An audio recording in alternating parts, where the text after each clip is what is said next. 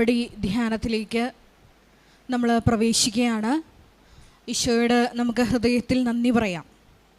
യോഹന്നാൻ്റെ സുവിശേഷത്തിൽ 6-ാം അധ്യായം 44-ാം തിരുവചനത്തിൽ നമ്മൾ പ്രകാരം വായിക്കുന്നുണ്ട്: എൻ്റെ പിതാവിനാൽ ആകർഷിക്കപ്പെടാതെ ആർക്കും എൻ്റെ അടുക്കൽ വരുവാൻ സാധ്യമല്ല.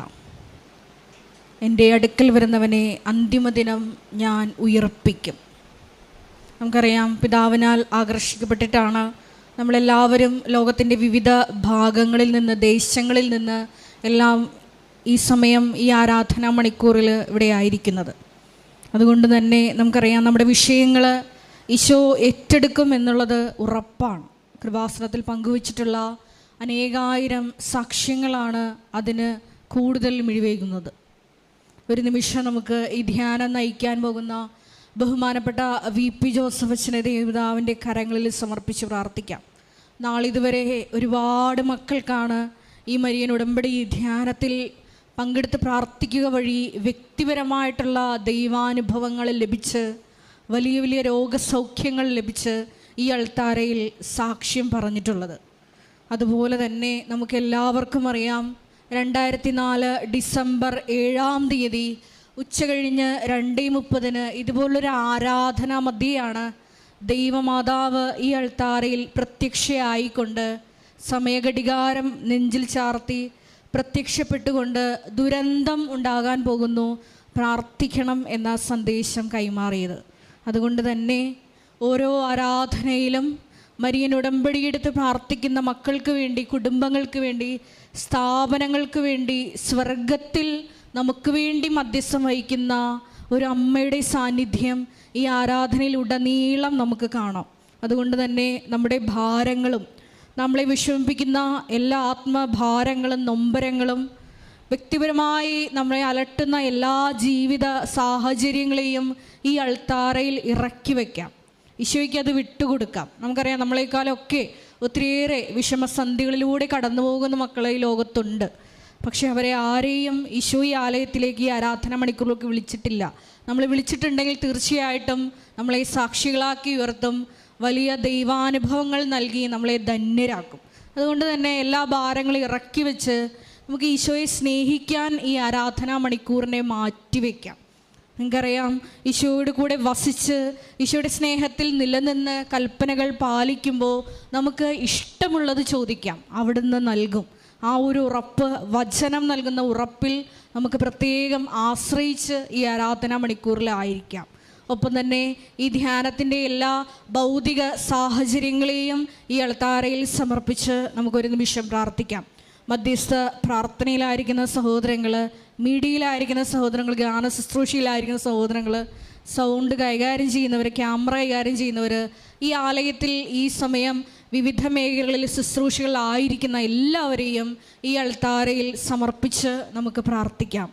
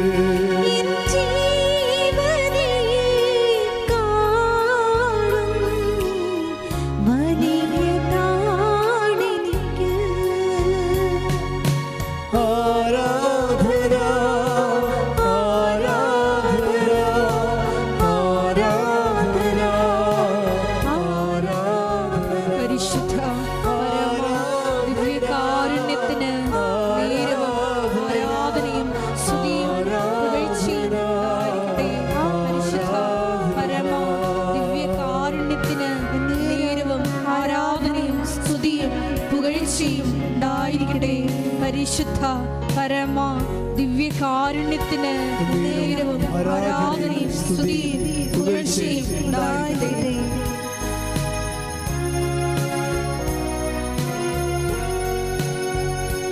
തുല്യം ചൊല്ലാൻ ആരുമില്ലേ അങ്ങേപ്പോലെ യേശുവേ.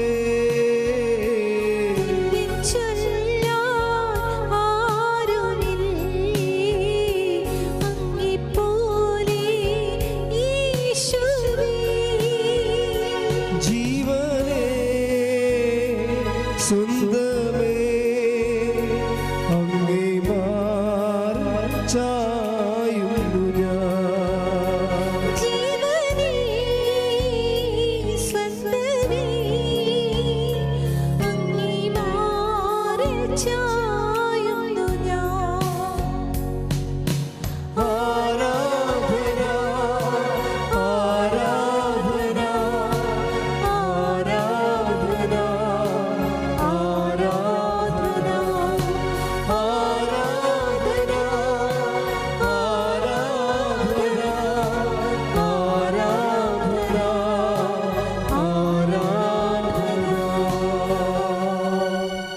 പരിശുദ്ധ പരമദിവ്യകാരുണ്യത്തിന് നേരവും ആരാധനയും സ്തുതിയും പുകഴ്ചയും ഉണ്ടായിരിക്കട്ടെ. പരിശുദ്ധ പരമദിവ്യകാരുണ്യത്തിന് നേരവും ആരാധനയും സ്തുതിയും പുകഴ്ചയും ഉണ്ടായിരിക്കട്ടെ. പരിശുദ്ധ പരമദിവ്യകാരുണ്യത്തിന് നേരവും ആരാധനയും സ്തുതിയും പുകഴ്ചയും ഉണ്ടായിരിക്കട്ടെ. കൃപാസനം പ്രത്യക്ഷീകരണ മധ്യസ്ഥ പ്രാർത്ഥന വിശ്വാസത്തോടെ ഏറ്റുചൊല്ലാം. അമ്മേ പരിശുദ്ധ അമ്മേ, അമ്മേ പരിശുദ്ധ അമ്മേ, ദൈവമാതാവേ, ദൈവമാതാവേ, കൃപാസനത്തിലൂടെ ഞങ്ങൾക്കും ഞങ്ങളുടെ ദേശത്തിനും അമ്മ മാധ്യസ്ഥം തേടിത്തന്ന എല്ലാ അനുഗ്രഹങ്ങൾക്കും കൃപകൾക്കും ഞങ്ങളിപ്പോൾ ഹൃദയം നിറഞ്ഞ് നന്ദി പറയുന്നു. നമുക്ക് സ്തുതിച്ച് പ്രാർത്ഥിക്കാം. ഹല്ലേലൂയ ഹല്ലേലൂയ ഹല്ലേലൂയ ഹല്ലേലൂയ. നാളിതുവരെ ഞങ്ങൾക്ക് ലഭിച്ച എല്ലാ കൃപകൾക്കും അനുഗ്രഹങ്ങൾക്കും നന്ദി പറയുന്നു. ഹല്ലേലൂയ ഹല്ലേലൂയ. യേശുവേ നന്ദി, യേശുവേ ആരാധന, മഹത്വം മഹത്വം, ആരാധന ആരാധന, ദൈവപിതാവേ ആരാധന.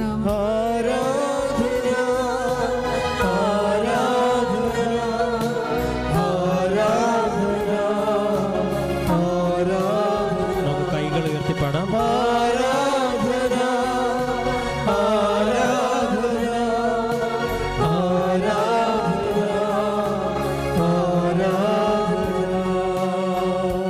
പരിശുദ്ധ പരമദിവ്യകാരുണ്യത്തിന് ആരാധനയും സ്തുതിയും പുകഴ്ചയും ഉണ്ടായിരിക്കട്ടെ. പരിശുദ്ധ പരമദിവ്യകാരുണ്യത്തിന് ആരാധനയും സ്തുതിയും പുകഴ്ചയും ഉണ്ടായിരിക്കട്ടെ. പരിശുദ്ധ പരമദിവ്യകാരുണ്യത്തിന് ആരാധനയും സ്തുതിയും പുകഴ്ചയും ഉണ്ടായിരിക്കട്ടെ. അമ്മേ പരിശുദ്ധ അമ്മേ, അമ്മേ പരിശുദ്ധ അമ്മേ, ദൈവമാതാവേ, ദൈവമാതാവേ, 2004 ഡിസംബർ 7-ാം തീയതി ഉച്ച കഴിഞ്ഞ് 2:30 കൃപാസനത്തിൽ സംഭവിച്ച അമ്മയുടെ പ്രത്യക്ഷപ്പെടലിനെ കുറിച്ച് തിരുസഭയ്ക്ക് സമർപ്പിച്ചിരിക്കുന്ന പഠനരേഖകളുടെ വസ്തുനിഷ്ഠവും ദൈവശാസ്ത്ര വിധിപ്രകാരമുള്ളതുമായ അന്വേഷണ പഠനങ്ങൾ നടത്തി ആ പ്രത്യക്ഷപ്പെടലിലൂടെ പ്രകടമായ ദൈവമാതാവിന്റെ പ്രത്യേക കരുതലും സംരക്ഷണവും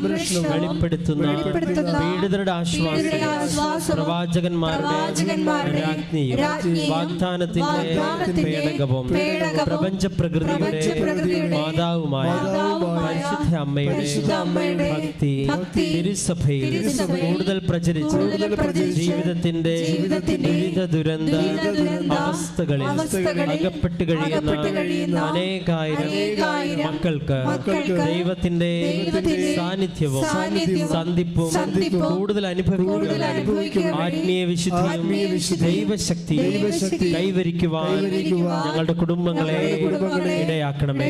നമുക്ക് സ്തുതിച്ച് പ്രാർത്ഥിക്കാം. ഹല്ലേലൂയ ഹല്ലേലൂയ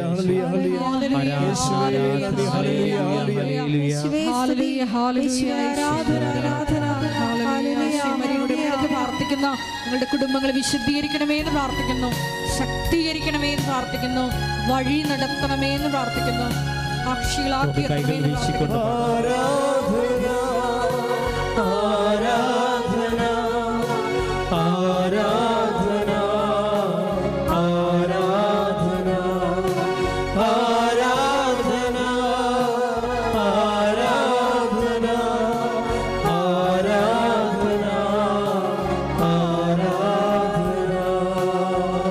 പരിശുദ്ധ പരമദിവ്യകാരുണ്യത്തിന് ആരാധനയും സ്തുതിയും പുകഴ്ചയും ഉണ്ടായിരിക്കട്ടെ. പരിശുദ്ധ പരമദിവ്യകാരുണ്യത്തിന് ആരാധനയും സ്തുതിയും പുകഴ്ചയും ഉണ്ടായിരിക്കട്ടെ. പരിശുദ്ധ പരമദിവ്യകാരുണ്യത്തിന് ആരാധനയും സ്തുതിയും പുകഴ്ചയും ഉണ്ടായിരിക്കട്ടെ. അമ്മേ പരിശുദ്ധ അമ്മേ, ഭൂസ്വർലോകങ്ങളുടെ രാജ്ഞിയായ അങ്ങേക്ക് ഭൗമ സംരക്ഷണത്തിന് പ്രപഞ്ച പ്രകൃതിയെ തന്നെ തിരുസഭ പ്രതിഷ്ഠിക്കുവാൻ ഈ പ്രത്യക്ഷീകരണം വഴി ഇടയാക്കണമേ.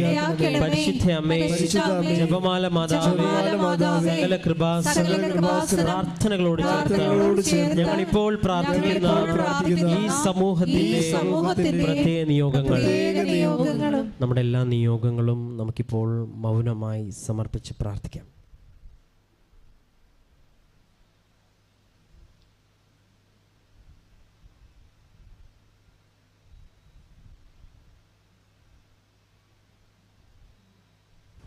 അമ്മയുടെ പ്രത്യക്ഷീകരണത്തിന്റെ ഈ അനുഗ്രഹവേളയിൽ ഞങ്ങൾക്ക് സാധിക്കണമേ. ആമേൻ. നമുക്ക് എല്ലാവർക്കും സ്തുതിച്ച് പ്രാർത്ഥിക്കാം. ഹല്ലേലൂയ ഹല്ലേലൂയ ഹല്ലേലൂയ. യേശുവേ നന്ദി, യേശുവേ ആരാധന, മഹത്വം ആരാധന ആരാധന. ഹല്ലേലൂയ ഹല്ലേലൂയ. യേശുവേ ആരാധന. ഹല്ലേലൂയ ഹല്ലേലൂയ. നമുക്ക് എല്ലാവർക്കും എഴുന്നേറ്റ് നിൽക്കാം. കരങ്ങളടിച്ച് ദൈവസ്നേഹത്തോടെ ദൈവത്തെ മഹത്വപ്പെടുത്തി ഗായക സംഘത്തോട് ചേർന്ന് നമുക്ക് പാടി പ്രാർത്ഥിക്കാം.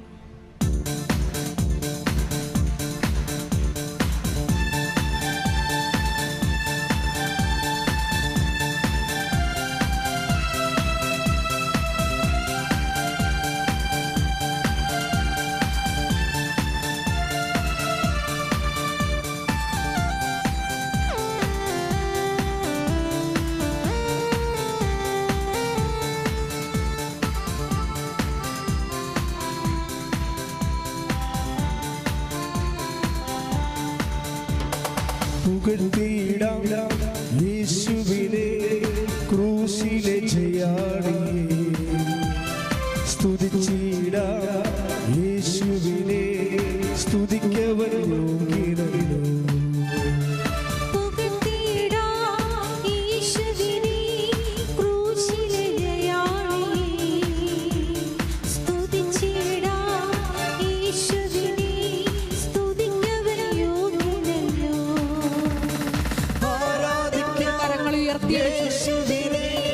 അധികാരമുള്ളവരെ വണങ്ങിടാം ദൈവ കുഞ്ഞാടിയെ, ആരിലും ഉന്നതരെ ആരാധിക്കാം യേശുക്രിസ്തുവിനെ.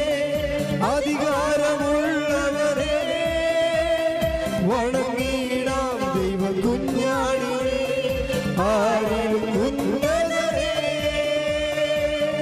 സ്തുതിച്ചു പ്രാർത്ഥിക്കാം. Hallelujah hallelujah. ഒരിക്കൽ കൂടി ഈ ധ്യാനം നയിക്കുന്ന ബഹുമാനപ്പെട്ട വി ജോസഫ് അച്ഛനെ ദിവ്യകാരുണ്യ അൾത്താരയിൽ സമർപ്പിച്ചു പ്രാർത്ഥിക്കാം. ഈശോയെ, ഞങ്ങൾക്ക് ആവശ്യമായ വചനം നൽകണമേ എന്ന് പ്രാർത്ഥിക്കുന്നു. ഈശോയെ, അത് വചനം കേൾക്കുമ്പോൾ അത് സ്വീകരിക്കുവാൻ ഞങ്ങളുടെ അന്തരംഗങ്ങളെ തുറക്കണമേ എന്ന് പ്രാർത്ഥിക്കുന്നു. ഞങ്ങളുടെ ആന്തരിക കർണപടങ്ങളെ അഭിഷേകം ചെയ്യണമേ എന്ന് പ്രാർത്ഥിക്കുന്നു. ഈശോയെ ആരാധന, പിതാവേ ആരാധന. ഹല്ലേലൂയ. മഹത്വം മഹത്വം. ആരാധന ആരാധന. ഹല്ലേലൂയ. വിശ്വസിക്കാം യേശുവിനെ രക്ഷകനെ, ഏറ്റുപറയാം യേശുവിനെ കർത്താതി കർത്താവിനെ. യേശുവിനെ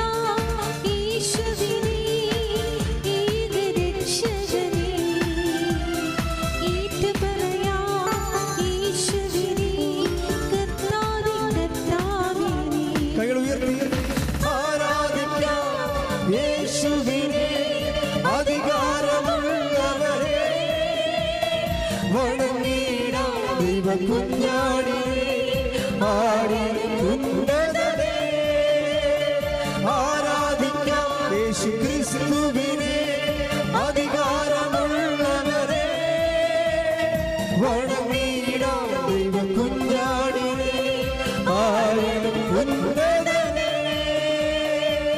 സ്തുതിച്ചു പ്രാർത്ഥിക്കാം. Hallelujah hallelujah. ഈശോയുടെ ഉടമ്പടി ധ്യാനം വിവിധ സമയങ്ങളിൽ ഷഹീന ടെലിവിഷനിലൂടെയും ഷാലോൺ ടെലിവിഷനിലൂടെയും കൃപാസനത്തിന്റെ സോഷ്യൽ മീഡിയ പ്ലാറ്റ്ഫോമുകളിലൂടെയും പങ്കെടുത്ത് പ്രാർത്ഥിക്കുവാൻ പോകുന്ന മുഴുവൻ ദൈവജനത്തെയും ഈ അൾത്താരയിൽ സമർപ്പിച്ച് പ്രാർത്ഥിക്കുന്നു. ഈശോയെ അവർക്ക് വ്യക്തിപരമായ ദൈവാനുഭവങ്ങൾ നൽകണമേ എന്ന് പ്രാർത്ഥിക്കുന്നു. മരിയൻ പ്രത്യക്ഷീകരണ സാക്ഷികളാക്കി ഉയർത്തണമേ എന്ന് പ്രാർത്ഥിക്കുന്നു. Hallelujah hallelujah. മഹത്വം മഹത്വം. ആരാധന ആരാധന ദൈവപിതാവേ നന്ദി. ആരാധന. ഹല്ലേലൂയ ഹല്ലേലൂയ. വിശ്വസിക്കാം യേശുവിനെ ഏകരക്ഷകനെ ഏറ്റുപറയാം യേശുവിനെ കർത്താതി കർത്താവിനെ വിശ്വസിക്കാം യേശുവിനെ ഏകരക്ഷകനെ ഏറ്റുപറയാം യേശുവിനെ കർത്താതി കർത്താവിനെ ആരാധിക്കാം യേശുവിനെ അധികാരമുള്ളവരെ വണങ്ങിടാം ദൈവ കുഞ്ഞാടിനെ ആടി ഉന്നതനെ ആരാധിക്കാം യേശു ക്രിസ്തുവിനെ അധികാരമുള്ളവരെ വണങ്ങിടാം ദൈവ കുഞ്ഞാടിനെ ആടി ഉന്നതനെ. സ്തുതിക്കട്ടെ. ഹല്ലേലൂയ ഹല്ലേലൂയ ഹല്ലേലൂയ. യേശുവേ നന്ദി. യേശുവേ ആരാധന. യേശുവേ 2015 മുതൽ കൃപാസനത്തിൽ വന്ന് മരിയൻ ഉടമ്പടിയെടുത്ത് പ്രാർത്ഥിച്ചു പോയിട്ടുള്ള എല്ലാ മക്കളെയും അവരുടെ കുടുംബങ്ങളെയും വിവിധങ്ങളായ വിഷയങ്ങളെയും അൾത്താരയിൽ സമർപ്പിച്ചു പ്രാർത്ഥിക്കുന്നു. ഏറെ പ്രത്യേകമായി 2020 മുതൽ ഓൺലൈനായി ഉടമ്പടിയെടുത്ത് പ്രാർത്ഥിക്കുന്ന മക്കളെ സമർപ്പിക്കുന്നു.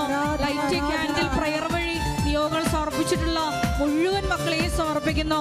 ഓൺലൈൻ ശുശ്രൂഷകളിൽ പങ്കെടുത്ത നിയോഗങ്ങൾ സമർപ്പിക്കുന്ന മക്കളെ സമർപ്പിക്കുന്നു.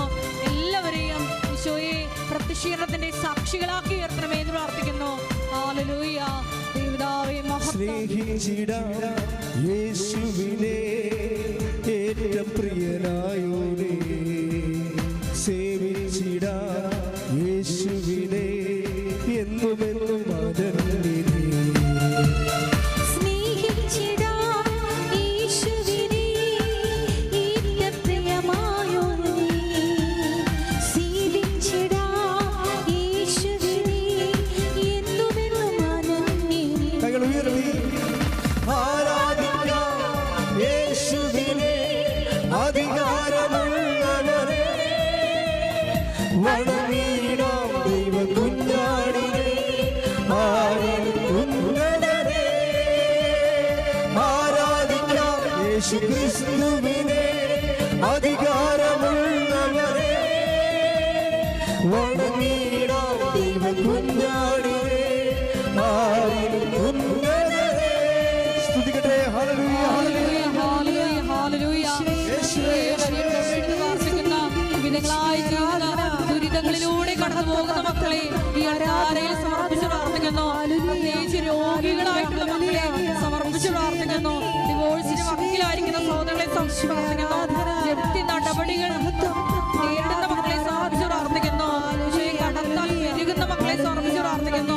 ജോലി ഇല്ലാതെ വിഷമിക്കുന്ന മക്കളെ സമർപ്പിച്ച് പ്രാർത്ഥിക്കുന്നു. വിവാഹപ്രായം കഴിഞ്ഞിട്ടും വിവാഹം നടക്കാത്ത മക്കളെ സമർപ്പിച്ച് പ്രാർത്ഥിക്കുന്നു. ഈശ്വരാധന ഈശ്വരാധന. ഹല്ലേലൂയ ഹല്ലേലൂയ. എല്ലാവരെയും സാക്ഷികളാക്കി ഹല്ലേലൂയ ഹല്ലേലൂയ. മഹത്വം മഹത്വം.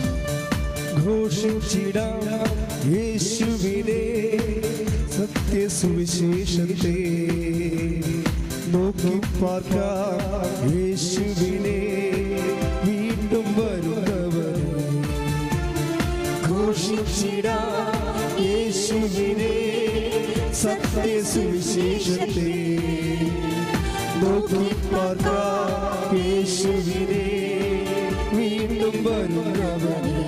കൈകൾ ഉയർത്തി ആരാധിക്കാം യേശുവിനെ അധികാരമുള്ളവനെ. വണങ്ങിടാം ദൈവ കുഞ്ഞാടിനെ ആരിലും ഉന്നതരെ. ആരാധിക്കാം യേശു ക്രിസ്തുവിനെ അധികാരമുള്ളവരെ. വണങ്ങിടാം ദൈവ കുഞ്ഞാടിനെ ആരിലും ഉന്നതരെ. പുകഴ്ത്തിടാം യേശുവിനെ ക്രൂശിതയായി. സ്തുതിച്ചിടാം യേശുവിനെ സ്തുതിക്കവൻ യോഗ്യൻ. പുകഴ്ത്തിടാം യേശുവിനെ ക്രൂശിലെ ജയാളി. സ്തുതിച്ചിടാം യേശുവിനെ സ്തുതിക്കവൻ യോഗ്യൻ. ആരാധിക്കാം യേശുവിനെ അധികാരമുള്ളവരെ. വണങ്ങിടാം ദൈവ കുഞ്ഞാടിനെ ആരിലും ഉന്നതരെ. ആരാധിക്കാം യേശു ക്രിസ്തുവിനെ അധികാരമുള്ളവരെ. വണങ്ങിടാം ദൈവ കുഞ്ഞാടിനെ ആരിലും ഉന്നതരെ. സ്തുതിക്കട്ടെ. ഹല്ലേലൂയ ഹല്ലേലൂയ ഹല്ലേലൂയ.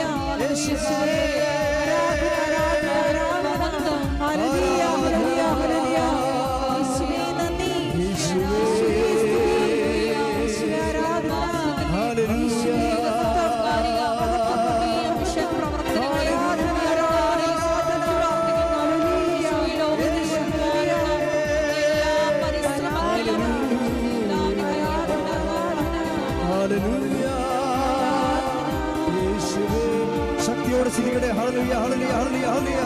യേശുവേ ആരാധന ആരാധന. എല്ലാവരും ചേർന്ന് ഉറക്കെ സ്തുതിക്കട്ടെ. ഹല്ലേലൂയ ഹല്ലേലൂയ. ഹല ഹല ഹല ഹല ഹല. ഹല്ലേലൂയ ഹല്ലേലൂയ ഹല്ലേലൂയ ഹല്ലേലൂയ. യേശുവേ ആരാധന ആരാധന.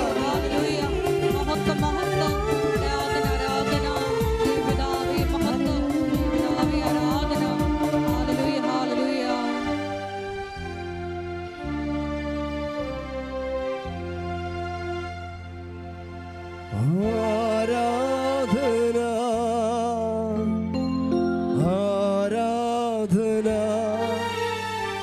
ആരാധന ആരാധന. കരങ്ങൾ വീശിക്കൊണ്ട് ആരാധന ആരാധന ആരാധന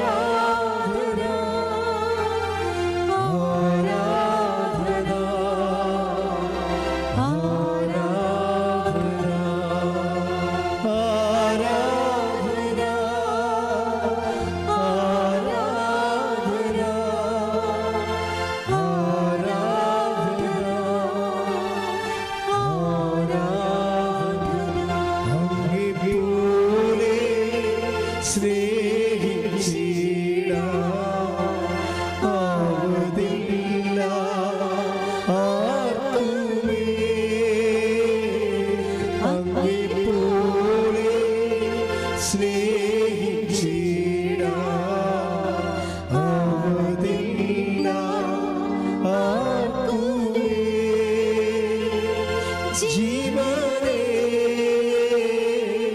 സുന്ദരേ അങ്ങേ ചായുന്നു ഞാൻ. ജീവനേ സുന്ദരേ അങ്ങേ ചായുന്നു ഞാൻ. ആരാ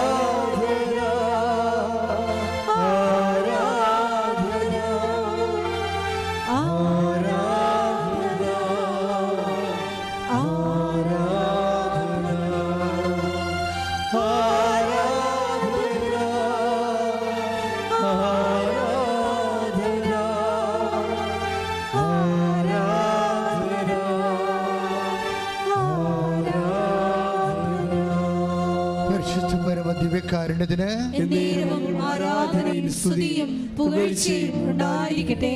തുല്യം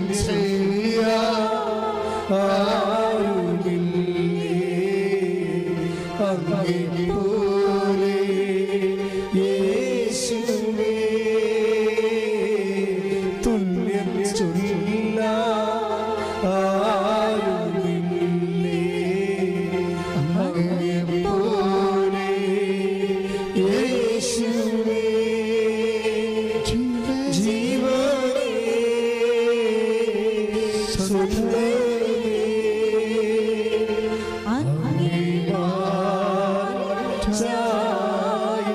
ജീവനേ ജീവനേ സ്വന്തമേ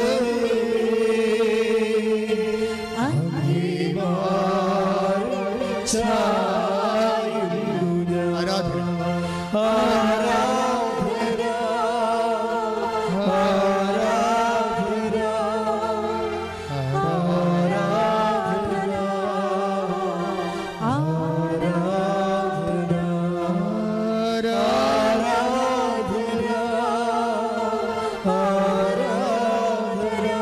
കരഞ്ഞുകൊണ്ട് ചിരിച്ചുകൊണ്ട് ദൈവസ്നേഹത്തോടെ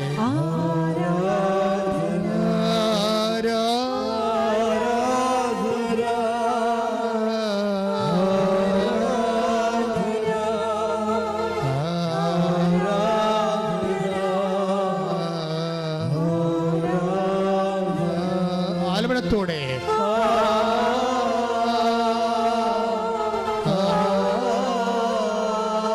ശ്രുതികട്ടെ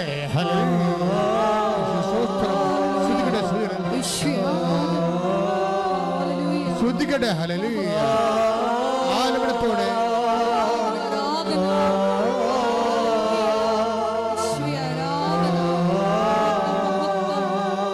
ശ്രുതികട്ടെ പക്ഷാപനത്തോടെ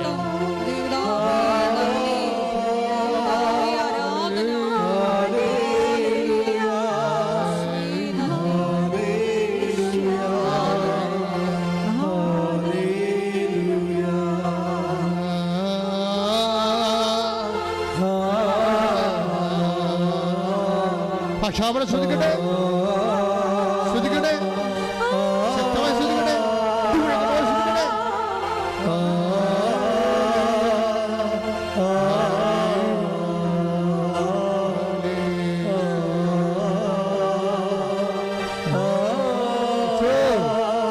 ഈശോ സ്പർശിക്കണമേ കർത്താവേ, ഓരോ മകനെയും മകളെയും ഇവിടെ കണ്ണുനീര് നിന്റെ കൈകൾ നീട്ടിക്കൊണ്ട് എടുക്കണമേ കർത്താവേ.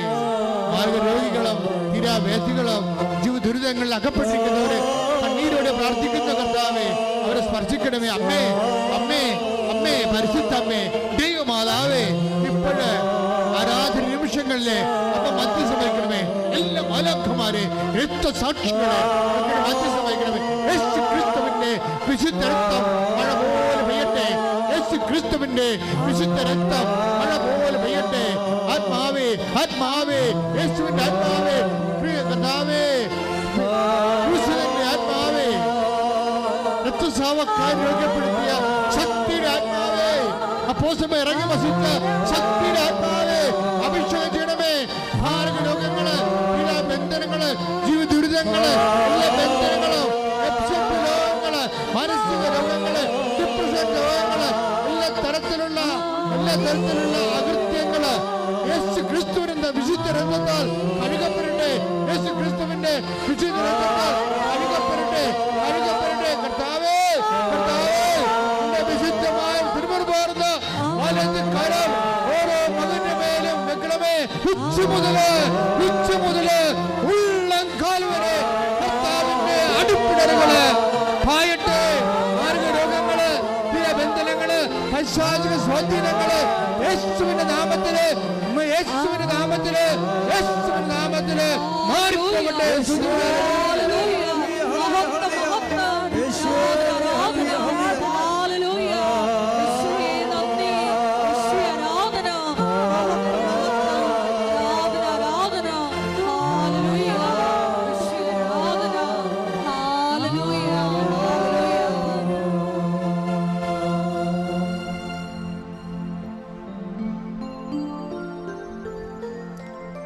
എല്ലാവരും ഭക്തിയോടെ ഇരിക്കുക.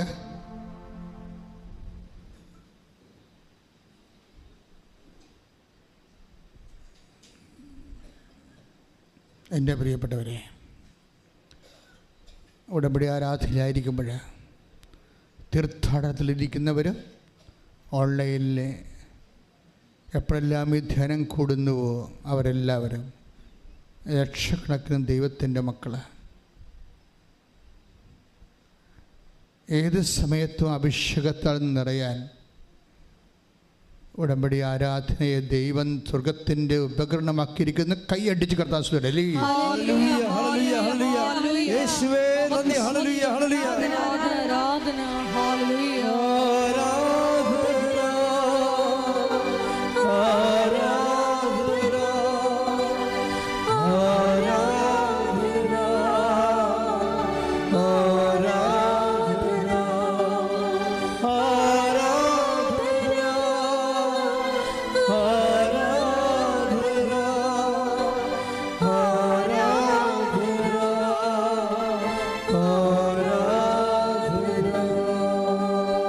ഉടമ്പടിയിൽ നമ്മൾക്ക് അതായത് ആശയപരമായി ദൈവദൃശ്യത്തിന് ഉടമ്പടിയിലാകുന്ന ഒത്തിരിയേറെ ദൈവിക പരികർമ്മങ്ങളുണ്ട്. ആശയപരമായി നമ്മളിപ്പോൾ വരുമ്പോൾ പ്രായോഗികമായി ഉടമ്പടിയിലാകുകയാണ്. ആശയപരമായി ഉടമ്പടിയിലാകുന്നതും ദൈവം അംഗീകരിക്കുന്ന ഒരു ദൈവികമായ അടയാള പദ്ധതിയാണ്.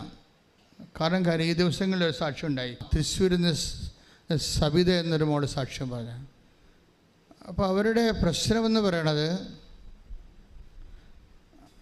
മാരകമായ വയറുവേദനയുടെ മകന്, അവന് 2ാം ക്ലാസ്സിൽ പഠിക്കുന്ന കൊച്ചാണ്. മാരകമായ വയറുവേദന എന്ന് വെച്ച് കഴിഞ്ഞാൽ വയറുവേദന വന്നാൽ നിൽക്കത്തില്ല, ഒരു ഭക്ഷണവും കഴിക്കാൻ പറ്റത്തില്ല. തന്നെയാണ് അമ്മ മക്കളെ കൊണ്ട് നടക്കുന്നത്. അപ്പോൾ അതുപോലെ ഈ കുഞ്ഞിന് സങ്കടവും ഭക്ഷണവും കഴിക്കാൻ പറ്റാത്ത അവസ്ഥയപ്പോൾ അമ്മയുടെ ജീവിതം തീർന്ന് ഇവനോ ഓർത്തിട്ടുള്ള വിഷമവും വേവലാതിയുമായിട്ട് ജീവിക്കുകയാണ്. അത് നിങ്ങൾക്കൊക്കെ പെട്ടെന്ന് മനസ്സിലാവും അത് കേട്ട് കഴിഞ്ഞാൽ. നിങ്ങൾ മക്കൾക്ക് രോഗം വരുമ്പോൾ, പക്ഷെ അത് മാറാത്ത രോഗങ്ങളൊക്കെ വരുമ്പോൾ നമുക്കിപ്പോൾ മാറും, ഏതെങ്കിലും മരുന്ന് കഴിച്ചാൽ മാറും എന്നൊക്കെ ഒരു ഉറപ്പുണ്ടെങ്കിൽ ഉറപ്പ് പോയി. അതോടുകൂടി ഇവരുടെ പിടിവിട്ടുപോയി. നമ്മളെപ്പോഴും നമ്മൾ ശ്രദ്ധിക്കേണ്ട കാര്യമാണ്, പിടിവിട്ടു പോകുന്ന ഒരവസരം വരും. പിടിവിട്ട് ജീവിതത്തിലുണ്ടാവും.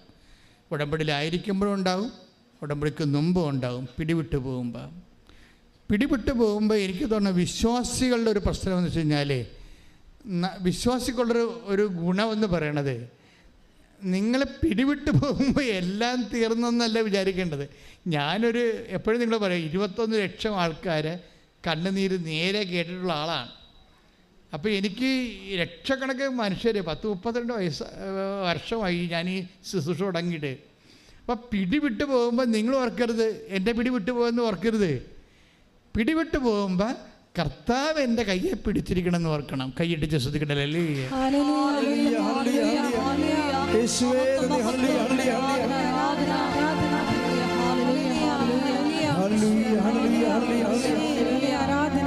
താങ്ങി നിർത്തുന്ന അവിടുത്തെ വലത് അതാണ് ഈ പറയണത്. He have uphold me in the victorious with the victorious right hand. Take the word of God, Isaiah 41:10. അതാണ് അവൻ്റെ വലത് കരത്താൽ അവൻ എന്നെ താങ്ങി നിർത്തിയിരിക്കുന്നുവെന്ന്. അപ്പം നമ്മുടെ പിടി ഇപ്പം മരുന്നിനിയില്ല, ഈ രോഗത്തിന് മരുന്നില്ല എന്ന് വിചാരിക്കുമ്പോൾ നമ്മുടെ ജീവിതം തീർന്നെന്നല്ല വിചാരിക്കേണ്ടത്. ഞാൻ എൻ്റെ ജീവിതം എൻ്റെ സൃഷ്ടാവിൽ ആരംഭിക്കാൻ പോകുന്ന കൈയടിച്ച് ശ്രദ്ധിക്കട്ടെ. അല്ലേ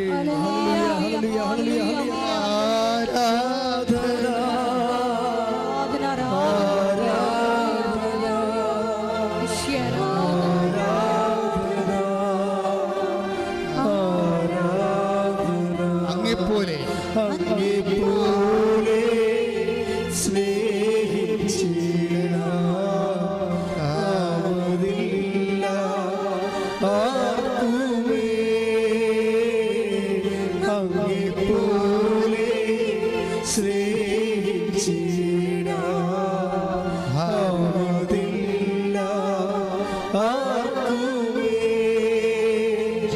ജീവൻ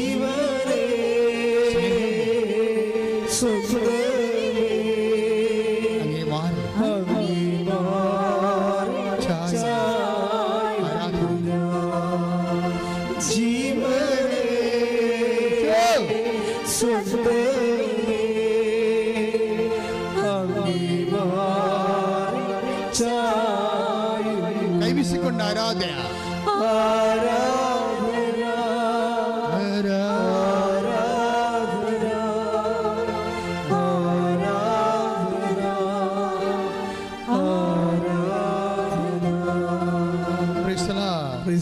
നമ്മളിങ്ങനെ ആരാധനയിൽ പോകുമ്പോൾ നമ്മുടെ ആരാധനയിൽ ഈശോ എന്നാ ചെയ്യണത്?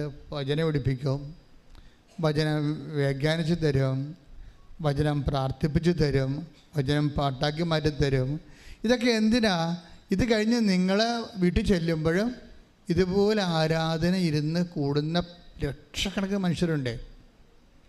ആരാധന ഇരുന്ന് കൂടുന്ന കൂട്ടമായിട്ട് ആരാധന, അയൽവാസികളെല്ലാം ഉടമ്പടി എടുത്തിട്ടുള്ളവരെല്ലാം ഒരുമിച്ചൊരു ദിവസം ഫിക്സ് ചെയ്തിട്ട് വന്ന് മൊബൈൽ ടി വിയെ കണക്ട് ചെയ്ത് ആരാധന ഈ നമ്മുടെ സാരി തലപ്പൊക്കെ പള്ളിയിലിരിക്കുന്ന പോലെ ശിരസ് മൂടിക്കൊണ്ട് ടി വിയിൽ ആരാധന, ഉടമ്പടി ആരാധന കൂടുന്നവരുണ്ട്. ഉടമ്പടി ആരാധന എന്ത് സംഭവിക്കാമെന്നൊക്കെ പറഞ്ഞു, എന്ത് സംഭവിക്കാമെന്ന് ഞാൻ പറയത്തുള്ളൂ.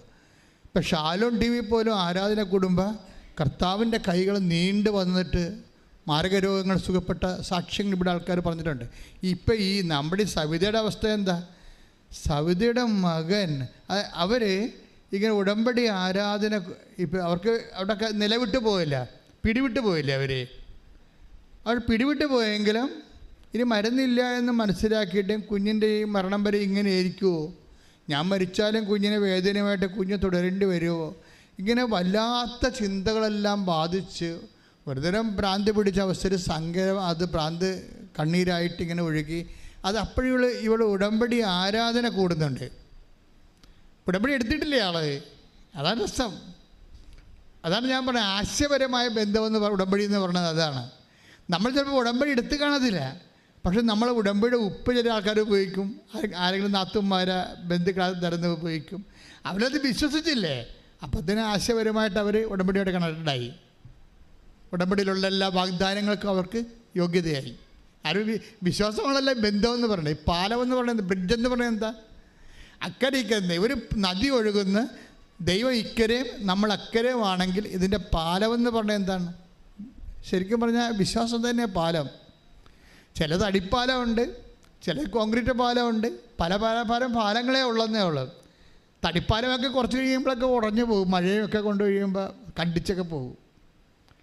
നല്ല കോൺക്രീറ്റ് പാലമുള്ള ആൾക്കാരുണ്ട്. വിശ്വാസം ഒരിക്കൽ വിശ്വാസം സ്ഥാപിച്ചാൽ പിന്നെ അത് പോകത്തില്ല. അത് തന്നെ അതുപോലെ തന്നെ നിൽക്കും. പിന്നെ അതിനെ മെയിൻ്റെനൻസ് ചെയ്ത് എടുക്കുകയുള്ളൂ. അപ്പോൾ ഇവർ ഇങ്ങനെ കുഞ്ഞപ്പുറത്ത് കളിക്കുക വേറെ എന്തോ എടുക്കാൻ വേണ്ടി കുഞ്ഞ് ഫ്രീ ആണ്, അമ്മയുടെ അടുത്ത് ഇല്ല. അപ്പോൾ ഇവർ അമ്മ ഇരുന്നുകൊണ്ട് ടി വിയിൽ ഈ യൂട്യൂബ് കണക്ട് ചെയ്തിട്ട് ഇത് കണ്ടുകൊണ്ടിരിക്കുകയാണ്. ആരാധന കൂടിക്കൊണ്ടിരിക്കുകയാണ്. പക്ഷെ ആരാധന കൂടുന്നതിനേക്കാൾ ഉപരി ഇവർ കരഞ്ഞുകൊണ്ടിരിക്കുകയാണ്. ആരാധനയും കരച്ചിലും ഒരുമിച്ച് പോവുകയാണ്. ദൈവത്തോടല്ലേ പറയാൻ പറ്റത്തുള്ളൂ. ഇങ്ങനൊരു അവസ്ഥയിൽ ചെന്ന് കഴിഞ്ഞാൽ വേറെ എല്ലാവരുടെയും പറയാൻ പറ്റുമെങ്കിൽ അവരൊക്കെ ഒരു മാനുഷികമായ സഹതാപം തരികയല്ലേ ഉള്ളൂ. എനിക്ക് തോന്നിയിരിക്കുന്നത്, ഞാൻ ഈ മാനുഷിക ബന്ധങ്ങൾക്ക് ഒരു പരിധി കഴിഞ്ഞാൽ ഞാൻ എതിരാണ്. മാനുഷിക ബന്ധങ്ങൾക്ക് ഒരു പരിധി കഴിഞ്ഞാൽ ഞാൻ എതിരാണ്. എന്താണെന്ന് വെച്ച് കഴിഞ്ഞാൽ അത് മനഃപൂർവ്വം മനുഷ്യനെതിരായിട്ടല്ല, നിങ്ങളെ റിലേ ചെയ്യുന്ന ആൾക്കാരെ അവർക്ക് ദൈവവുമായിട്ട് ബന്ധമില്ലെങ്കിൽ നിങ്ങൾ പണി മേടിക്കും. അതുകൊണ്ടാണ് നിങ്ങൾ വിശ്വസിക്കുന്ന ആൾക്കാർക്ക്, നിങ്ങൾ സമയം കൂടെ ചിലവഴിക്കുന്ന ബന്ധുക്കൾക്ക്, സ്വന്തപ്പെട്ടവർക്ക്, ഫ്രണ്ട്സിന് അവർക്ക് ദൈവവുമായിട്ട് ബന്ധമില്ലെങ്കിൽ നിങ്ങൾ എപ്പോഴെങ്കിലും പണി മേടിച്ചിരിക്കും. എന്താ കാര്യം വെച്ച് കഴിഞ്ഞാൽ നിങ്ങളുടെ മാത്രം പാഠം പഠിക്കുകയും പരീക്ഷ എഴുതാൻ വേണ്ടി നിങ്ങളുടെ ജീവിതത്തിൻ്റെ അനുഭവ പാഠങ്ങളിലൂടെ കടന്നു പോകുമ്പോൾ അവർക്ക് നിങ്ങൾക്ക് പറഞ്ഞു തരാൻ പറ്റത്തില്ല. അതാണ് പ്രശ്നം. അവർ സ്കൂട്ടാകും, അവരുടനെ സ്കൂട്ടാകും. അത് അവർ നിങ്ങളുടെ ഒരു നിർണായക ഘട്ടത്തിൽ നിങ്ങളെ വിട്ടും വെച്ചിട്ട് അവർ പോകുന്നത് വരെ why should you maintain dum? That is my question. ഒരു തട്ടുകേട് നിങ്ങൾക്ക് കിട്ടണ വരെ why should you waste your time? നിങ്ങൾ എന്താ നിങ്ങളുടെ സമയം വേസ്റ്റ് ചെയ്യണത്? അപ്പോൾ അതിന് കൊടുക്കേണ്ട പ്രാധാന്യം മാത്രം കൊടുക്കുക. ബന്ധുക്കൾ വേണ്ടെന്ന, സ്വന്തം വേണ്ടെന്ന, ഫ്രണ്ട്സ് വേണ്ടെന്നൊന്നുമല്ല ഞാൻ പറയണത്. You are giving more importance than God. നിങ്ങളുടെ പ്രാർത്ഥനയെ നശിപ്പിക്കുന്ന, പ്രാർത്ഥനാ ജീവിതത്തെ നശിപ്പിക്കുന്ന, വിശ്വാസ ജീവിതത്തെ ക്വസ്റ്റ്യൻ ചെയ്യുന്ന, നിങ്ങൾ ദൈവത്തെ വളരാൻ നിങ്ങൾ അനുവദിക്കാത്ത ഒരു പിശാചിനെ, അവനത്തെ ബന്ധുവോ സ്വന്തമായിട്ട് എന്തിനാണ് തൂങ്ങിക്കൊണ്ട് നടക്കുന്നത്? അവിടുന്ന് അവരെ വിട്ടേക്കൂ എന്ന് കർത്താവ് പറഞ്ഞില്ലേ? അവരെ വിട്ടേക്കൂ. എന്താണ് കാരണം? അവർ അന്ധരെ നയിക്കുന്ന അന്ധരാണ്. ആധ്യാത്മിക ജീവിതം, ക്രിസ്തുവുമായുള്ള ജീവിതം കുറേ ആൾക്കാരെ വിടാതെ പറ്റത്തില്ല. Take the bed of God. അവരെ വിട്ടേക്കും. ശ്രദ്ധിക്കട്ടെ. ഹല്ലേലൂയ. മത്തായി 15:14 അവരെ വിട്ടേക്കൂ, അവർ അന്ധരെ നയിക്കുന്ന അന്ധരാണ്. അന്ധനെ നയിച്ചാൽ ഇരുവരും കുഴിയിൽ വീഴും. അപ്പൊ ഇങ്ങനെയൊക്കെയുള്ള ചിലപ്പോൾ നിങ്ങളുടെ കൂടെ ദൈവത്തിൽ നിങ്ങളെ വളർത്താത്ത, ദൈവത്തെ കാണാത്ത എല്ലാ മനുഷ്യരും അന്ധരാ. സംശയമുണ്ടോ? അതുകൊണ്ടാണ് ഈ ടി വിയിലും അതുപോലെ സോഷ്യൽ മീഡിയയിലും ഒക്കെ ഇപ്പോൾ ലോകം മുഴുവൻ സഞ്ചരിച്ച് എന്താ പറയണേ, ഭൂമിയിൽ ഒരു വഴക്കായും ചെയ്യാതെ ദൈവത്തിന് എന്തിനാണ് മോഡിൽ എന്ത് വഴക്ക ചെയ്യുക? അപ്പോൾ അയാൾക്ക് ബോധമില്ല, ദൈവത്തെക്കുറിച്ച് അറിയത്തില്ല. അയാൾക്ക് ദൈവത്തെക്കുറിച്ച് അറിയാത്തവർക്കോ പ്രാർത്ഥിക്കാത്തവർക്കോ ദൈവത്തെക്കുറിച്ച് പറയാൻ എന്ത് അവകാശം?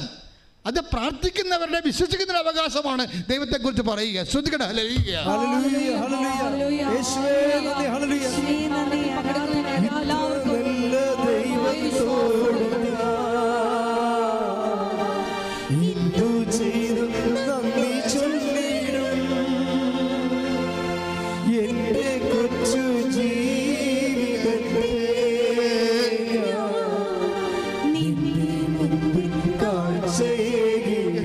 ദൈവത്തോട് സന്തോഷത്തിന് പാടുക. ഇത്ര നല്ല ദൈവത്തോട് എന്തു ചെയ്തും നന്ദി ചൊല്ലിടും. എന്റെ കൊച്ചു ജീവിതത്തെ നിന്റെ മുമ്പിൽ കാഴ്ചയേകിടാം. അപ്പോഴേ ഇതുപോലെയുള്ള ഒരു ടൈമില്ലേ, അതായത് പിടിവിട്ടു പോകുന്ന ടൈം, അതെന്തിനാണ്? നമ്മൾ ദൈവത്തിലേക്ക് കൂടുതൽ അടുക്കാൻ വേണ്ടി. അപ്പോൾ ഈ ചേച്ചി എന്താ ചെയ്യണേ? ഇപ്പം മകൻ്റെ കാര്യം ജീവിതത്തിൽ പിടിവിട്ടു പോയ അവസ്ഥയെ ഇനി എന്ത് ചെയ്യുന്നത്? She has no idea. ഇനി എവിടെയാണ് പോകേണ്ടതെന്ന്, റിലേ ചെയ്യേണ്ടതെന്ന്, ആശ്രയം വെക്കേണ്ടതെന്ന് അറിയാതെ അന്താളിപ്പും അമ്പരപ്പുമായിട്ട് ഈ ഒരമ്മ വേദന കൊണ്ട് ആരാധന കൂടുകയാണ്. കൂടുന്ന സമയത്ത് പെട്ടെന്ന് അപ്പുറത്തെ മുറിയിൽ എന്തോ എടുക്കാൻ പോയ മകൻ പെട്ടെന്ന് ഓടി വന്ന് ഇവരുടെ മടി കയറിയിരിക്കും. ഈ 7ാം ക്ലാസ്സുകാരൻ, അമ്മ എൻ്റെ വയറുവേദന പോയെന്ന് പറഞ്ഞു. പെട്ടെന്ന് അതെന്താ? അപ്പം ഇവർ, നിങ്ങളിപ്പോൾ കൈയടിച്ചില്ലേ, അവരത് വിശ്വസിച്ചില്ല. കാര്യം എന്താണ്? ഇവനിങ്ങനെ ഇടയ്ക്ക് വേദന വരാതിരുന്നിട്ട് പിന്നീട് വൈകുന്നേരം ആകുമ്പോൾ കിടന്ന് പോകാൻ തുടങ്ങും. അമ്മേ വേദനേ എന്ന് പറഞ്ഞ് പോകാൻ തുടങ്ങും. അതുകൊണ്ട് അവർക്കൊരു സന്തോഷം ഉണ്ടായില്ല. അപ്പോൾ ഇല്ലമ്മ, എനിക്കിനി വേദന വരത്തില്ല. അപ്പോൾ ഇവന് ഉള്ളിൽ ബോധമുണ്ടായി. അത് ദൈവം കൊടുത്ത ഒരു ബോധമാണ്, ഇനി അവന് വേദന വരത്തില്ലെന്ന്. അവനെ പറയാൻ കാര്യം, അപ്പോൾ എന്താടാ, എന്ത് സംഭവിച്ചിട്ടെന്ന് അമ്മ ചോദിക്കും. അപ്പോൾ പറയും, അമ്മ ഇവിടെ ആരാധന കൂടിയില്ലേ, അമ്മ കരഞ്ഞുകൊണ്ടിരുന്നല്ലേ ആരാധന കൂടിയത്. അപ്പോൾ ഒരു കൈ എൻ്റെ അടുത്ത് വന്ന് എന്നിട്ട് എൻ്റെ വയറേൽ ഇങ്ങനെ തടയി ഇറക്കി. പിന്നെയും 3 പ്രാവശ്യം മുഴച്ചു വന്നപ്പോൾ ഈ 3 പ്രാവശ്യവും ഈ കൈ വന്ന് എൻ്റെ വയറിൽ നിന്ന് തടയി ഇറക്കി. എനിക്കപ്പോൾ വേദന പോയി. ഇനി എനിക്ക് വേദന വരത്തില്ല. ശ്രുതിക്കട്ടെ. ഹല്ലേലൂയ.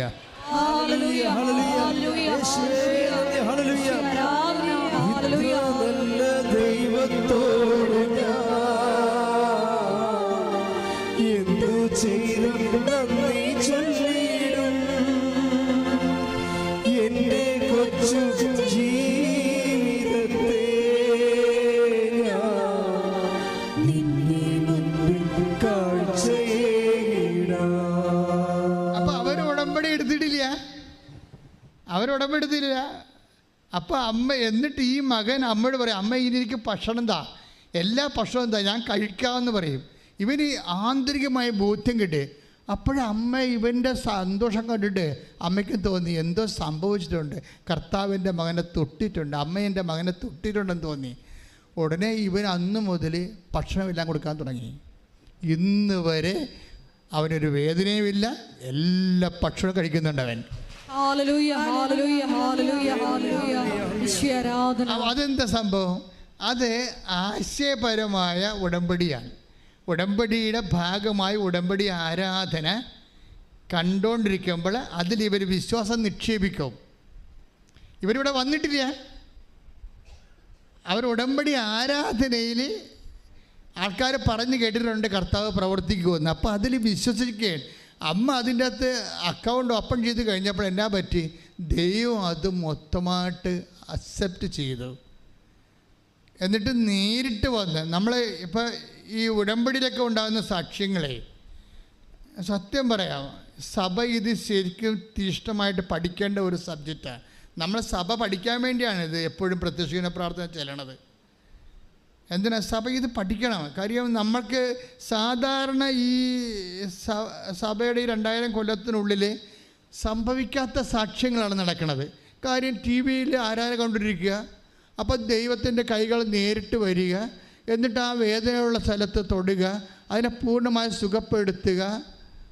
അതായത് ക്രിസ്തുവിൻ്റെ കാലത്ത് സംഭവിക്കുന്നതിനേക്കാൾ കൂടുതലായിട്ട് ഈ ഇലക്ട്രോണിക്സ് കാലത്തും സോഷ്യൽ മീഡിയയുടെ കാലത്തും അതിനെ മീൻസായിട്ട് എടുത്തുകൊണ്ട് ദൈവം തൻ്റെ ജനങ്ങളെ സന്ദർശിക്കുന്ന അതിമനോഹരമായ ഒരു സുവിശേഷ ലോകം, സുവിശേഷ ടൈം, ഒരു പ്രത്യേക ടൈം ഇവിടെ ഓപ്പൺ ചെയ്ത് കിട്ടുകയാണ്. ശ്രുതിക്കട്ടെ ഹല്ലേലൂയ.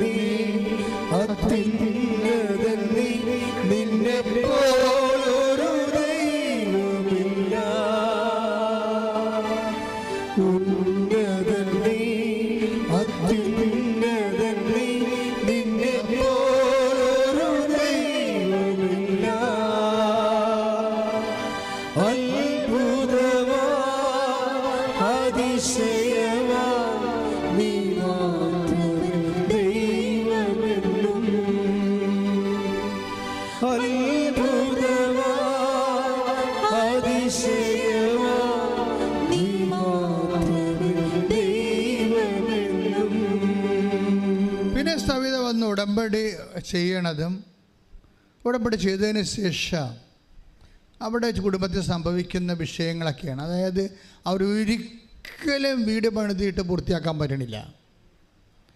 ഒരു മുറി മുകളിലെടുക്കാൻ വേണ്ടി ഒരു 5 ലക്ഷം രൂപയോ 3 ലക്ഷം രൂപയോ കൂട്ടി വെക്കുമ്പോൾ ഉടനെ അതിന് വലിയ ആവശ്യം വരും.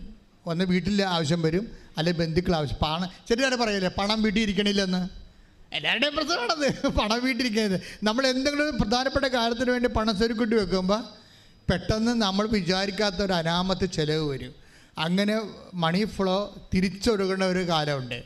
അപ്പോൾ അവർ മടുത്ത് 3-4 പ്രാവശ്യം വീട് വെക്കാൻ ശ്രമിച്ച് സ്വരുക്കൂട്ടി വെച്ച കാശും കൊണ്ട് ഓരോ കാര്യങ്ങൾക്ക് വേണ്ടി എടുത്തും കൊടുത്തും സംഭവം അവരെ അലാക്കിൽ കിടക്കുകയാണ്. അപ്പം അമ്മയോട് പറഞ്ഞു, അമ്മ വീട് പണിയണം എന്ന് പറയാം. അത്രേ ഉള്ളൂ ഉടമ്പടിയിൽ. പിന്നെ ഒരു മുറിക്കാണ് ഈ ഉടമ്പടി വെച്ചിരിക്കുന്നത് അവർ. പക്ഷെ അവരാ സാക്ഷി നിങ്ങൾ കേൾക്കണമെങ്കിൽ ഇന്ന് പോയി അവർ പണിതിരിക്കുന്നത് മുകളിൽ 3 മുറിയാണ്. Within no time. ശ്രുതിക്കട്ടെ ഹല്ലേലൂയ.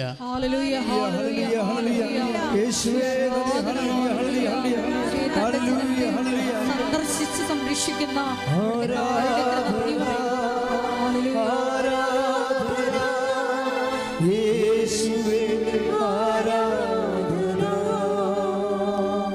ദൈവത്തെ വിശ്വസിക്കാത്തവരൊക്കെ അവർക്ക് ഇതൊക്കെ ഇങ്ങനെ ആൾക്കാരെ പറഞ്ഞ് പിരികേറ്റി ഉടമ്പടി എടുക്കാൻ വേണ്ടിയുള്ള എൻ്റെ ബിസിനസ് തന്ത്രമാണെന്ന്. അങ്ങനെയുള്ള ഇഡിയറ്റ്സ് ഉണ്ട്. അതെന്നുവെച്ചാൽ ഇതൊക്കെ അച്ഛനിങ്ങനെ ഞാൻ പറഞ്ഞത് എന്താണ്, ജനങ്ങളുടെ അനുഭവങ്ങളല്ലേ പറയണത്. അപ്പം അവരുടനെ നമ്മുടെ എതിർക്കുന്നവർ പറയും ഇതൊക്കെ ഒറ്റപ്പെട്ട സംഭവമായിരിക്കുമെന്ന്. ഒറ്റപ്പെടലല്ല, 10 സാക്ഷ്യം വെച്ചാൽ ഒരു ദിവസം അപ്പ് ചെയ്യണത്. 10 സാക്ഷ്യം ഒരു ദിവസം അപ്പ് ചെയ്യും. 15 സാക്ഷ്യം ഒരു ക്ലസ്റ്ററായിട്ട് അപ്പ് ചെയ്യും. 25 സാക്ഷ്യം ഒരു ദിവസം. അപ്പോൾ നിങ്ങൾ ചിന്തിച്ചാൽ 10 ദിവസം ആകുമ്പോൾ 250 സാക്ഷ്യം, ഒരു മാസം 750 സാക്ഷ്യം, 750 കുടുംബങ്ങൾ പല പല ഘട്ടത്തിൽ രക്ഷപ്പെട്ടിരിക്കുന്നു. അതായത് ഇന്ന് വരെ മനുഷ്യൻ ആധ്യാത്മികമായിട്ടുള്ള ഇതുപോലെയുള്ള മാധ്യമങ്ങളിൽ ആശ്രയിച്ചിട്ട് ഇന്ന് വരെ കാണാത്ത അടയാളങ്ങളാണ് മനുഷ്യൻ കാണുന്നത്. അങ്ങനെ ആരും ഒറ്റപ്പെട്ട സംഭവമാണെന്ന് പറഞ്ഞൊരു ഒരു വിഡ്ഢിക്കും കൃപാസനത്തെ എഴുതി തള്ളാൻ പറ്റത്തില്ല. നിങ്ങൾ എന്ത് റാഷണലിസ്റ്റാണെന്ന് പറഞ്ഞാലും അതേസമയം തന്നെ മനുഷ്യൻ ഇന്ന് ദൈവത്തിൽ സത്യസന്ധമായിട്ടാണ് നീ വിശ്വസിക്കുന്നത് എങ്കിൽ വിശ്വസിക്കണമെന്ന് ഞാൻ പറഞ്ഞില്ല. പാലമാണ് വിശ്വാസം. അത് മരപ്പാലമുണ്ട്, കോൺക്രീറ്റ് പാലമുണ്ട്. അപ്പോൾ ദൈവം നോക്കണ ചവിട്ടിയാ കണ്ടിക്കണത് മഴ വന്നാൽ ഉറഞ്ഞു പോണ മരപ്പാലമല്ല. അതുകൊണ്ട് മരപ്പാലത്തെ കൂടി ദൈവം നിങ്ങൾ നടത്തുമ്പോൾ ഓർക്കണം, ഇത് മരപ്പാലം മാറ്റാൻ സമയമായി ഒടിഞ്ഞു പോയിട്ടുണ്ടെങ്കിൽ. കഴിഞ്ഞ ദിവസങ്ങളിൽ വേറെ ഒരു സാക്ഷ്യം വന്ന്, ആ സാക്ഷ്യം പ്രിൻസിൻ്റെ സാക്ഷ്യമാണ്. ഇപ്പം തന്നെ 10,000-60,000 പേര് ആ സാക്ഷ്യം കണ്ടു കഴിഞ്ഞു. പ്രിൻസിൻ്റെ വിഷയം എന്താണെന്നറിയാമോ? പ്രിൻസിൻ്റെ വൈഫ്, അവരുടെ പേര് സൗഭാഗ്യ. പ്രിൻസിൻ്റെ പാലക്കാട്ടുകാരാണ്. പ്രിൻസിൻ്റെ വൈഫ് സൗഭാഗ്യ പ്രിൻസിനോട് പറഞ്ഞ് നമുക്കൊന്ന് കൃപാസനത്തിൽ പോവുക. എന്താണ് നടക്കാത്ത എല്ലാ കാര്യവും അവിടെ ചെന്നാൽ മാതാവ് നടത്തുമെന്ന് പറഞ്ഞു. അപ്പോൾ ചിരിച്ച് കളഞ്ഞു. എന്ത് വിഡ്ഢിയാണ്, പെണ്ണുങ്ങളല്ലെങ്കിലും ജന്മനാ വിഡ്ഢികളാണെന്ന് ചിന്തിക്കുന്ന ഒരാളാണ് ഈ പ്രിൻസ്. ഇത് കഴിഞ്ഞാൽ അവരെന്താ പറയണത്, നമുക്കൊന്ന് കൃപാസനത്തിൽ പോകാം, നടക്കാത്ത എല്ലാ കാര്യങ്ങളും അവിടെ മാതാവ് നടത്തുന്നുണ്ട്. പക്ഷേ വൈഫ് ഇവർ തമ്മിൽ നല്ല ടേംസാണ്. അത് കാരണം പറയും, എനിക്ക് വിശ്വാസമൊന്നുമില്ല, നിൻ്റെ കൂടെ ഞാൻ വരാമെന്ന് പറഞ്ഞു. എനിക്ക് വിശ്വാസമില്ല, അവളുടെ ഒരു താല്പര്യമില്ലേ, അതുകൊണ്ട് ഞാൻ നിൻ്റെ കൂടെ വരാമെന്ന് പറഞ്ഞു. പക്ഷേ എന്തിനാണ് നമ്മൾ പോണത്? അപ്പോഴ് ഇവരുടെ സൗഭാഗ്യം പറയും, നമുക്ക് 6 കാര്യങ്ങൾ എഴുതാമെന്ന് പറയും. നമുക്ക് 6 കാര്യങ്ങൾ എഴുതാമെന്ന് പറയും. അപ്പോൾ പ്രിൻസ് ഇവിടെ ഒന്ന് നോക്കിയിട്ട് ഓർത്തിട്ട് 10-60 കാര്യങ്ങളുണ്ട്. 6 കാര്യത്തിൽ നിൽക്കണില്ല ജീവിതം 6 കാര്യത്തിൽ നിൽക്കണില്ല. എന്തെഴുതാനാണ്? ഒത്തിരി എഴുതണമല്ല. ഇത് ഏതാണ് പ്രധാനപ്പെട്ടത്? ഒന്നാമത് എഴുതേണ്ട ഏതാണ്, രണ്ടാമത് എഴുതേണ്ട ഏതാണ്ട് ഒന്ന് എഴുതി കൺഫ്യൂഷനായപ്പോൾ പുള്ളിക്കാരൻ 3 കാര്യം മാത്രം എഴുതി. ഒറ്റ വരിയിൽ 3 കാര്യം എഴുതി. വൈഫിനോട് പറഞ്ഞിട്ടാണ് എഴുതിയത്. 1, എന്നെ, എൻ്റെ ഭാര്യനെ, എൻ്റെ കുഞ്ഞുങ്ങളെ, എൻ്റെ അപ്പനെയും സംരക്ഷിക്കണം. 2, അതിൻ്റെ കൂടെ തന്നെ ഞങ്ങൾക്ക് മാരക രോഗം വരരുത്. തീർന്നു. ബാക്കിയുള്ളത് വേലയെടുത്ത് ജീവിക്കാം ദൈവം തന്ന ആരോഗ്യം കൊണ്ട്. അതാണ് മനസ്സിൽ വിചാരിക്കണത്. അതന്നാണ് ആ സാക്ഷ്യത്തിൻ്റെ പോക്ക്. അങ്ങനെയാണല്ല. ബാക്കിയുള്ളത് എനിക്ക് മനുഷ്യൻ നല്ല ആരോഗ്യമുണ്ട്, ബാക്കിയുള്ളത് വേലയെടുത്ത് ജീവിക്കാം. ഞങ്ങൾക്ക് എന്താ വേണ്ടത്? എൻ്റെ അപ്പനും എൻ്റെ അമ്മയ്ക്കും എൻ്റെ ഭാര്യയ്ക്കും എൻ്റെ കുഞ്ഞിനും സംരക്ഷണം വേണം. 2ാമത് എന്താണ്? ഞങ്ങൾക്ക് മാരക രോഗങ്ങളൊന്നും വരരുത്. പക്ഷെ അത് നല്ല എനിക്കോട് അത് എല്ലാവരും എഴുതണമെന്ന് എനിക്ക് തോന്നണം കേട്ടോ. ഇന്നത്തെ കാലത്ത് ഏറ്റവും വലിയൊരു ഇൻഷുറൻസാണ് അത് മാതാവിനോടൊക്കെ എടുക്കുന്നത്. എല്ലാവരും അത് എഴുതണമെന്ന് എനിക്ക് തോന്നണേ. സംരക്ഷണം. പിന്നെ ഇത്ര എഴുതി ഉള്ള വിശ്വാസം വെച്ച് ഉടമ്പടി ചെയ്ത് വീട്ടിൽ ചെന്ന് ഇവർ പ്രത്യക്ഷയുടെ പ്രാർത്ഥന. സൗഭാഗ്യം എന്ന് പറയണത് നമ്മൾ പറയും ഒരു പ്രത്യക്ഷ കാരണം. ഇപ്പം ഇന്നലെ ഒരു പൂർണിമ അങ്ങനെ ഇതൊരു പെങ്കൊച്ച് സാക്ഷ്യം ഹരിപ്പാടെന്നും 5 മണിയെന്നും പറഞ്ഞ ഒരു സമയമുണ്ടെങ്കിൽ ഞാൻ പ്രത്യക്ഷീകരണ പ്രാർത്ഥന ചെല്ലിയിരിക്കുമെന്ന് പറയും. അത്രയും കട്ടണ്ടായിട്ടാണ് അവർ പ്രത്യക്ഷ പ്രാർത്ഥനയാണല്ലോ ഇതിൻ്റെ ആത്മാവെന്ന് പറയണത്. ഉടമ്പടി ആക്ടിവേറ്റ് ചെയ്യണത് ആദ്യത്തെ താക്കോലെന്ന് പറയുന്നത് പ്രത്യക്ഷീകരണ പ്രാർത്ഥനയാണ്. അതാണ് ആദ്യമേ നമ്മൾ വെളുപ്പിനെ പ്രത്യക്ഷീകരണ പ്രാർത്ഥന. കാര്യം മാതാവിൻ്റെ പ്രത്യക്ഷീകരണം നമ്മൾ അംഗീകരിച്ചിട്ട് സഭ അത് അംഗീകരിക്കാൻ വേണ്ടിയുള്ള പ്രാർത്ഥന തുടങ്ങിയപ്പോഴാണ് ആ പ്രാർത്ഥനയായിട്ടാണ് മാതാവ് ഉടമ്പടി തരണത്. അപ്പോൾ ഉടമ്പടി നടക്കുന്ന എല്ലാ കാര്യവും പ്രത്യക്ഷത്തിലേക്കാണ് പോണത്, പ്രത്യക്ഷീകരണത്തിലേക്കാണ് പോണത്. പ്രത്യക്ഷീകരണത്തിൻ്റെ സ്ഥിരീകരണമായിട്ടാണ് ഇത് വരണത്, ഉടമ്പടിയുടെ ഓരോ സാക്ഷ്യവും വരണത്. അപ്പോഴേ നമ്മുടെ സൗഭാഗ്യം ഇത് പറയണത് അവളെ ഒരു പ്രത്യക്ഷീകരണ പ്രാർത്ഥനയല്ല ചെയ്യണത്, അവൾ 53 പ്രത്യക്ഷീകരണ പ്രാർത്ഥനയില്ല. അതെന്താ? ഞങ്ങൾ ഇവിടുന്ന് പറയണത് ഒന്നാണ്, ഇവർ വീട്ടിൽ ചെല്ലുമ്പോൾ 53 ആക്കും എന്ന് പറഞ്ഞ് നിങ്ങളെ വീട്ടിൽ ഇപ്പോൾ 53 ആക്കരുത് കേട്ടോ. അവസാനം പ്രാർത്ഥന നിങ്ങൾക്കൊരു ഭാരമായിട്ട് വരും. മറ്റുള്ളവരെയൊക്കെ അനുകരിച്ച് പ്രാർത്ഥനയുടെ എണ്ണം കൂട്ടിയാൽ അത് ഭാരമായി. സൗഭാഗ്യക്ക് അത് അഭിഷേകമാണ്, മറ്റുള്ളവർക്ക് അതൊരു ഭാരമായിട്ട് വരും. കാര്യം ദൈവത്തിൽ നിന്നൊരു അഭിഷേകം കിട്ടിയാൽ യു ക്യാൻ ഡു ഇറ്റ്. അപ്പോൾ നമുക്ക് ഭാരപ്പെടത്തില്ല.